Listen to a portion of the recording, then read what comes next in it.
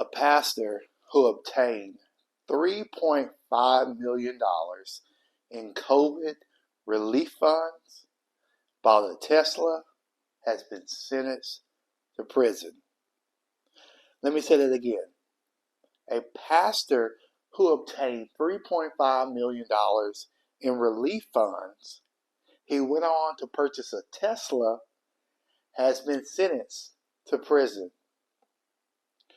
Rudolph Brooks, who's a 48-year-old pastor or ex-pastor from Maryland, has been sentenced to 18 months in federal prison for fraudulently obtaining over $3.5 million in COVID-19 Paycheck Protection Program loans, or PPP loans, and using part of these funds to purchase a Tesla. Now, before I get into the details of this, you should know it doesn't matter if you're a pastor, prophet, preacher, bishop, or what have you. As humans, our hearts are cold and wicked, and our flesh easily gets in the way. Although pastors and ministers and preachers are held to a higher standard, they're all susceptible and capable of being despicable, dishonest, disloyal individuals. So if you or you know someone that's putting their faith 100% in man, I encourage you to speak with them and tell them that God is the only one that's perfect. We've seen this time and time again. Now, the sentencing also includes 2 years of supervised release and mandates the forfeiture of significant assets, including properties in Maryland.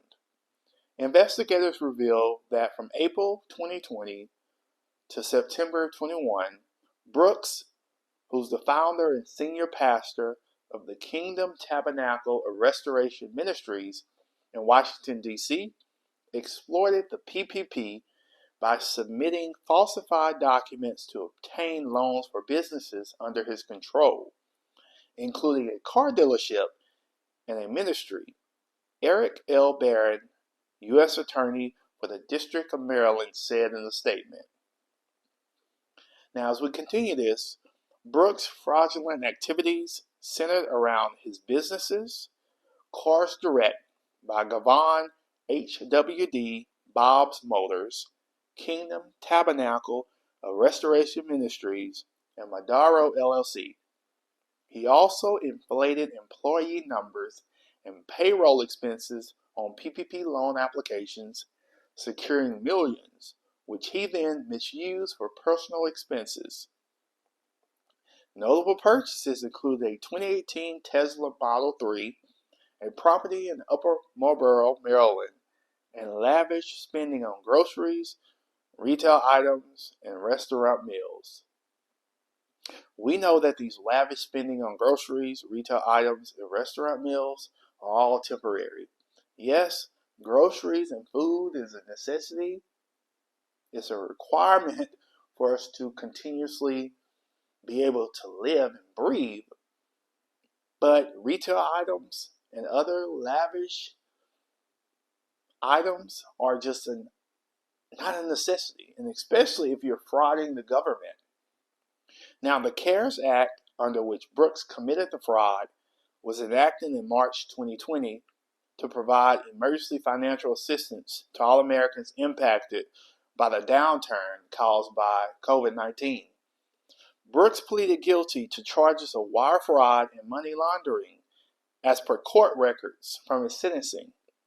As a result, he was ordered by Judge Deborah L. Boardman to forfeit over $2 million, the Tesla vehicle and the real estate purchased with the fraudulently obtained funds.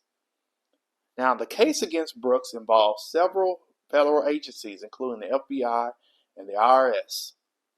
Whenever you get the alphabet boys, the FBI, the DEA, and the IRS behind you, You better look out. Brooks was prosecuted by the District of Maryland Strike Force, one of the 3 nationwide initiatives aimed at combating pandemic-related frauds.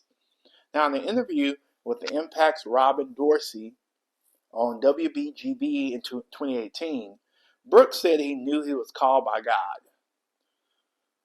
So let me know what you guys think of this. This is awful. This is not the first time. This is not going to be the last time. Again, thank you for your support. Always strive to remain set apart. Take care. God bless. Let me know what you think of ex-Pastor Brooks in the comments below. Thank you.